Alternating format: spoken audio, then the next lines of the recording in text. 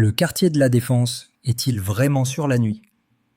Il faut savoir que certaines agences de sécurité refusent catégoriquement de travailler seules la nuit. Mais pourquoi ? Cela semble anodin, pourtant il y a une raison terrifiante.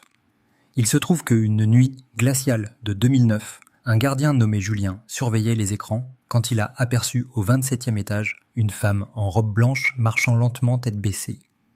Ses longs cheveux cachaient son visage, ce qui aurait dû inquiéter. Mais ce qui a figé Julien, c'est que cet étage était fermé depuis des mois et qu'il détenait la seule clé. Il a appelé son collègue par radio sans obtenir que des grésillements. Soudain, la femme s'arrête, soulève la tête vers la caméra et ses yeux étaient complètement noirs. Ensuite, elle disparaît, mais son ombre reste imprimée sur le mur quelques secondes. Julien monte dans l'ascenseur, les portes claquent violemment et la cabine monte toute seule. S'arrête brutalement entre le 26e et 27e étage. À la radio, on entend sa voix tremblante. Elle est juste derrière moi, suivie d'un long silence.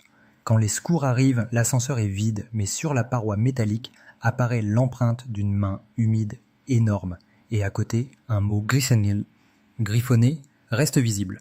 Beaucoup ont rapporté des phénomènes similaires dans ce quartier réputé. Sûr, alors sachez que travailler seul dans certains endroits peut mettre en danger votre vie. Soyez prudents et ne sous-estimez jamais ce que vous ne voyez pas. La nuit ne pardonne pas.